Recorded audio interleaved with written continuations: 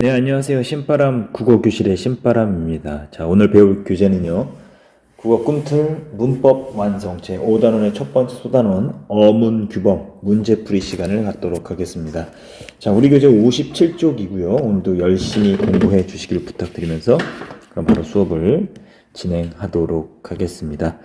자, 여러분들 57쪽 봐주시면 될 것 같고요. 뭐 누누이 말씀드리는 거지만 문제를 풀지 않은 상태에서 이 강의를 보면 아무런 유익이 없다는 점 여러분들이 반드시 기억해 두시길 바랍니다. 문제를 풀지 않았다면 잠시 멈춰 두시고 문제를 푼 다음에 강의를 들어주시면 좋겠습니다. 그럼 본격적으로 시작합니다. 1번 문제. 보기에서 맞춤법에 맞게 표기된 문장의 개수를 써라. 자, 나 지금 가야 돼. 틀린 거 없지요? 이야, 철수가 왔군. 틀린 거 없습니다. 오늘은 왠지 기분이 우울한 걸, 이 문장을 보니까 선생님이 왠지 기분이 우울합니다. 왜냐면, 이 왠지는 이렇게 써야 돼요. 왠지. 왜냐하면, 왜인지의 줄임말이기 때문에 그렇습니다. 자, 미안 기다려 조금만 갈게. 이것도 선생님을 마음 아프게 하네요. 왜냐면 우리가 많이 틀린 거. 갈게가 아니라 갈게라고 써야 되는 거죠. 우리는 학교의 주인으로서 자부심을 가져요. 이 로서가 틀렸는데 여러분들 여기 써드릴게요. 로서하고 로서가 있습니다.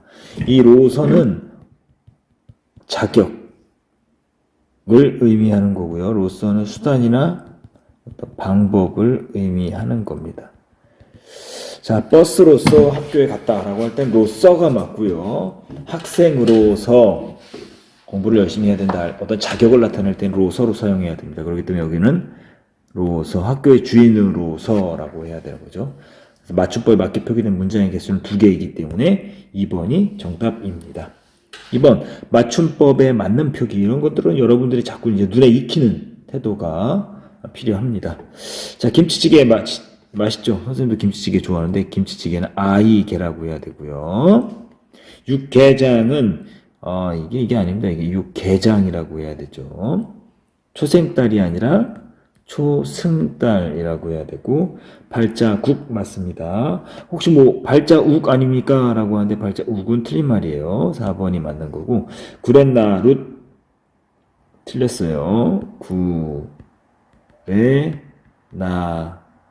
룻 이렇게 써야 합니다. 자, 3번 다음은 인터넷 댓글에서 가장 많이 틀리는 맞춤법 표기이다. 이를 바르게 고쳐 쓴 것이 아닌 것은 밥도 안 하고 맞죠? 이 안은 뭐의 줄임말이라고 그랬어요? 아니하의 줄임말이고 요거는 아니의 줄임말이기 때문에 이게 헷갈릴 때는 풀어보는 거야. 아니하하고 말 안 되잖아요? 아니하고 말 되죠. 그러니까 1번은 맞게 고친 거고요. 오늘이 몇 일이야가 아니라 며칠이야. 맞죠? 의가 아니라 이 없다라고 해야 되는 거고 아픈 게 다 나았다. 자, 여기서는 이거 애를 낳은 거잖아요. 엄마가 아기를 낳았다. 뭐 이런 거 쓸 때 쓰는 낳다니까 이거 틀린 거고 낳았다가 아니라 낳았다라고 해야 되는 거지요. 그래서 4번이 잘못 고쳤네요. 오랜만에 만났어. 오랜만이 아니라 오랜만에 이렇게 해야 된다는 거죠. 4번 갈게요. 보기를 참고를 할 때 맞춤 다음 밑줄친 부분의 표기가 적절하지 않은 것. 한글 맞춤법 제38항 아, 오, 우, 으 뒤에 뭐뭐 이어가 어울려 줄어질 적에 준대로 정답. 여러분들 이런 문제 풀 때 좀 기억해 두셔야 되는 거. 보기를 유의 깊게 보세요. 이게 뭡니까? 판단. 여러분들의 정답을 선택하는 기준이 되는 겁니다. 그러니까 이 기준에 맞춰서 맞춰보면 돼요. 적절하지 않은 것. 잠깐이나마 불을 쬐었더니 이렇게 나왔잖아요. 쬐었더니의 줄임말. 쬐었더니는 어떻게 줄였냐면 어더니 이게 줄인 거잖아요. 그러니까 여기서 오가 있죠. 여기에 오가 있었잖아요. 그 뒤에 이어가 있지요. 그럴 때는 준대로 적는다. 그러니까 쬐었더니 맞죠? 쓰였 이런 것처럼 요게 합쳐져서 이가 합쳐져서 뭐가 되는 거예요? 쬐가 되는 거죠. 맞는 거고요. 갑갑한 도시를 벗어나니 숨이 탁 트였다. 이것도 지금 트였다는 지금 뭐의 줄임말이야? 트, 이, 없다. 맞죠? 이해되십니까? 그러니까 트였다 또는 뭐라고도 쓸 수 있어요. 이렇게 쓸 수도 있잖아요. 이렇게도 쓸 수 있어요. 둘 다 맞는 거예요. 이것도 맞고 이것도 맞는 거예요. 3번 엄마가 아기를 조심스레 침대에 뉘었다. 누이었다의 줄임이죠. 그러니까 뉘었다 또는 누였다. 이것도 맞는 거고요. 스레미더미에 파리도 잔뜩 꿰요. 꿰이어니까 맞죠? 꿰어 또는 꼬여 또 맞는 거죠. 이랬죠. 산에 놀다가 갑자기 나타난 벌에게 쇠였다. 쇠였다는 지금 어떻게 된 거냐면 이 쇠였다는 뭐의 줄임말이냐면 었다니까 이거는요 이렇게 쓰면 안 되고요. 어떻게 되냐면 쏘였다예요. 쏘였다. 쏘였다만 맞아요. 이건 틀립니다. 그래서 5번이 맞는 말입니다. 그러니까 5번이 적절하지 않은 걸로 정답이 되는 겁니다. 이거는 뭐 버르게 쏘였다라는 건 지금 이거 오늘도 듣기에도 참 난처하잖아요. 그죠? 뭔가 좀 느낌이 이상하다 이럴 때 한번 의심하고 문제를 푸시면 좋을 것 같아요. 5번 가볼까요? 미쳐진 표현 중 띄어쓰기가 적절하지 않은 것은 나도 할 수 있어. 수는 이 의존 명사이기 때문에 띄어써줘야 되는 거 맞고요. 나는 이제 고등학생이야. 이다는 뭡니까? 이거 서술격 조사니까 붙였어야 되는 거 맞고. 지금부터 할 때 이부터는 조사. 그죠? 지금부터 시작해도 될까요? 요거 3번 부터는 조사이기 때문에 붙였어야 되는 거. 너는 너대로 하고 싶은 대로 해. 이 대로 같은 경우는 너대로에서는 요게 조사 맞아요. 조사 맞는데 이 뒤에 있는 이 대로는요 의존명사예요.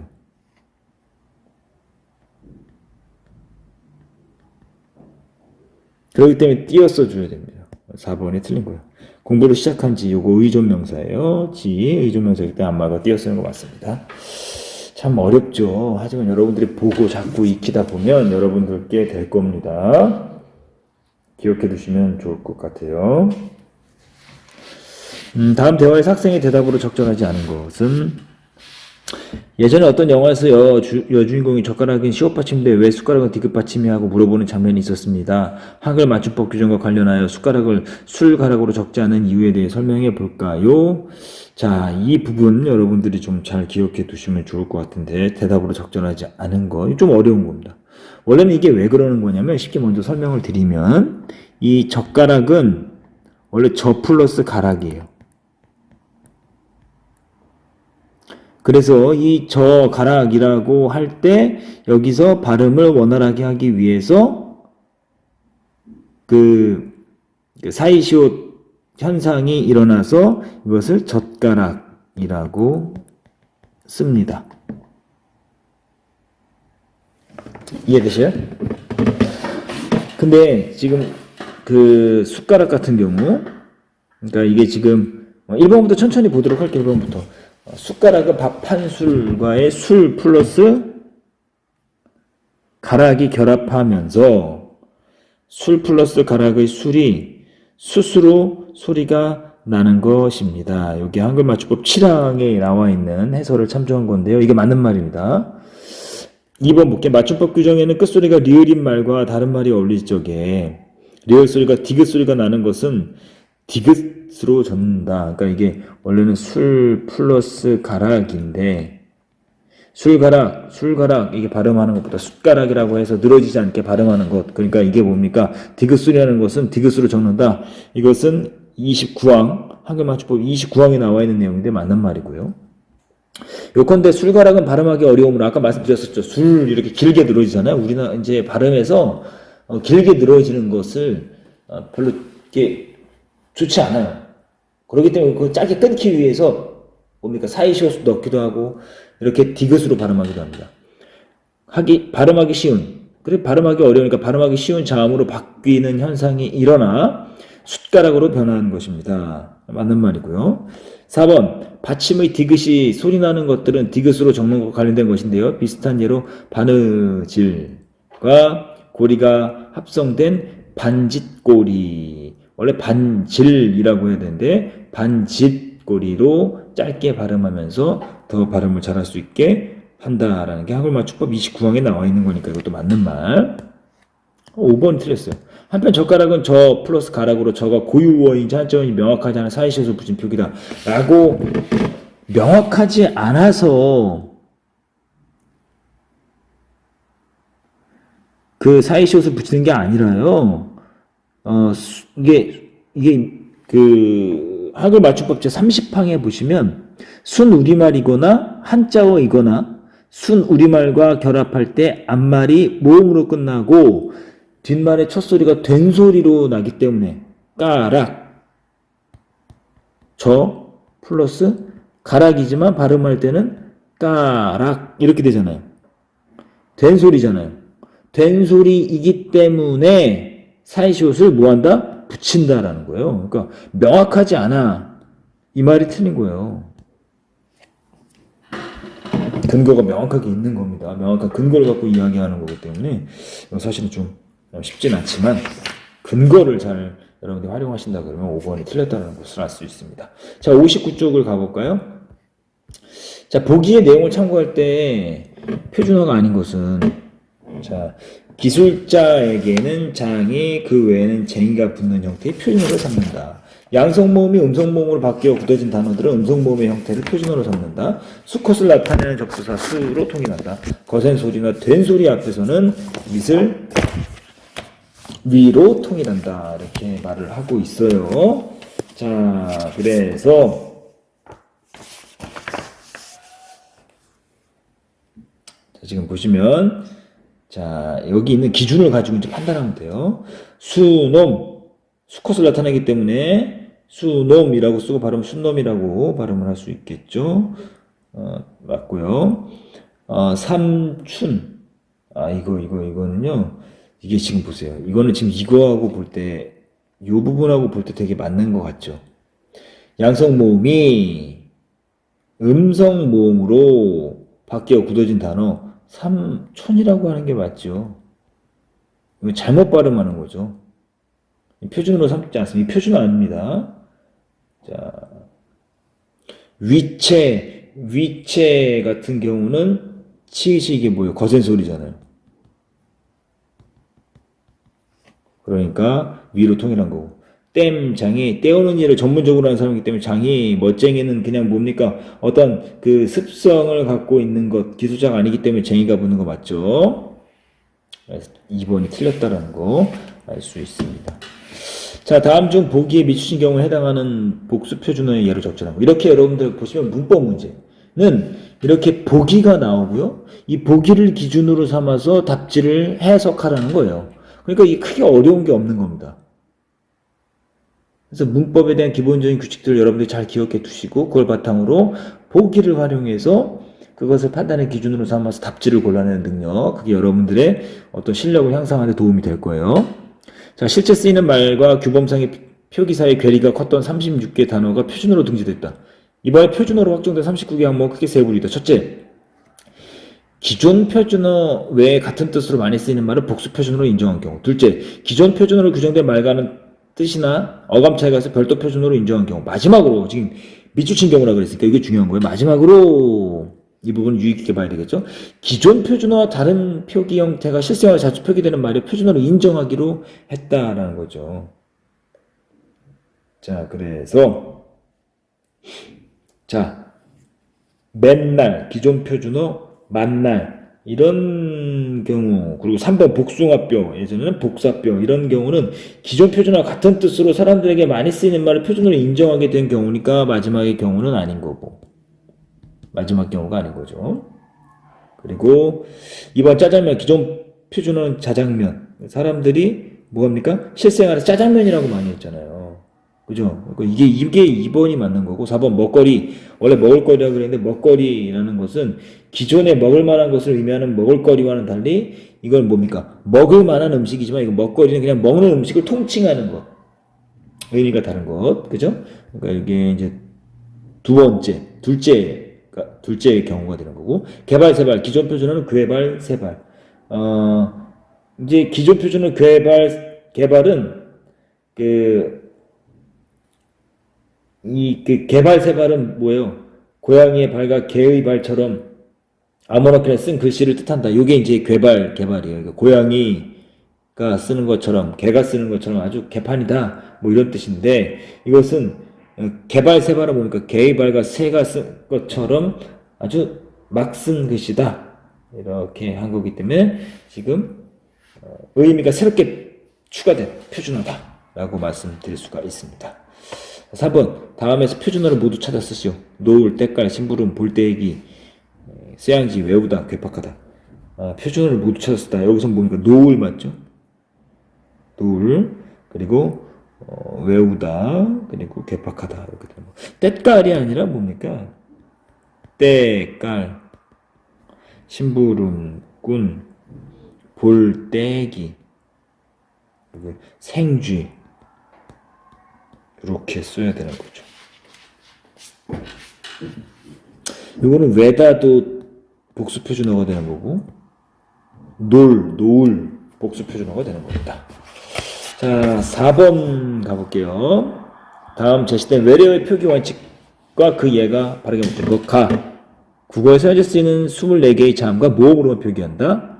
하나의 외래어 의문은 하나의 기호로만 표기한다. 외래어를 표현할 때는 요거 7개로만 받침을 사용한다. 외래어에는 된소리를 표기하지 않는 것이 원칙이다. 이미 굳어진 외래어는 관용어를 최대한 존중해 표기한다. 이거 지금 했는데 바르게 묶인 것. 1번 같은 경우는 슈퍼마켓. 이런 경우는 지금 가와 관련이 지금 어떻습니까?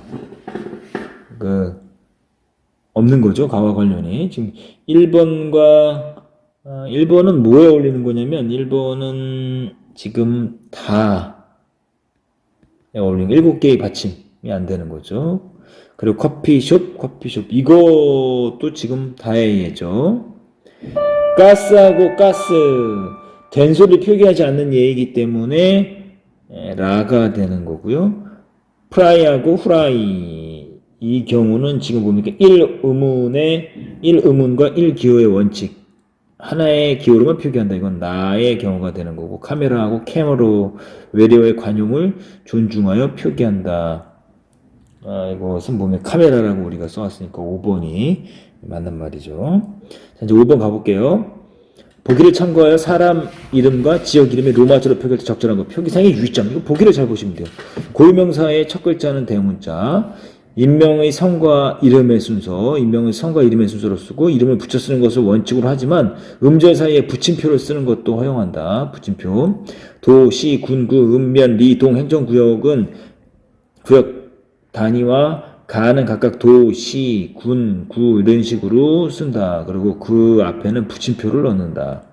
붙임표 앞에서 일어나는 의문의 변화는 표기에 반영하지 않는다. 그래서 자 보도록 할게요. 민소리. 이거 대문자로 써야 되잖아요. 이렇게.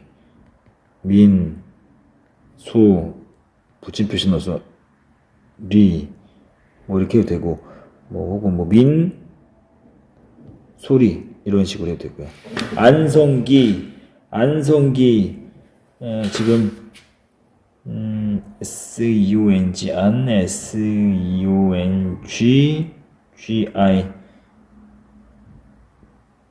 이런 경우는 지금 SEONGGI라고 이거 붙였어야 되는 거고, 혹은 SEONG 하고 붙임표를 쓰던가 해야 되는 거예요. 붙임표를 쓰거나 붙여 쓰거나. 그죠? 제주도는 대문자 제, 주, 붙임표가 없었네요. 김포시 맞네요. 붙임표 썼고 삼죽면은 지금 이게 죽인데요. 정의 이건 정의잖아요. JUK로 해야 되겠죠. 그리고 면은 MYEON 맞는 건데 이게 죽이 틀렸네요. 정답은 4번이 된다 라는 것을 알 수가 있습니다. 자, 이렇게 해서 오늘까지 해서 이제 문제풀이 마쳤습니다. 이제 다음 시간에 5의 2단원 언어 한글 배우면 이제 마지막 단원이네요. 마지막 단원 배우고 나면 이제 뭐 어렵잖아요. 그래도 이 꿈틀 국어 문법 완성 이제 마무리가 되는 겁니다. 자, 오늘도 열심히 공부해 주셔서 감사합니다. 오늘 배운 부분들 여러분들 틀린 게 있다면 반드시 복습하시길 부탁드립니다. 그럼 다음 시간에 다시 만나요. 소년이여 야망을 가져라.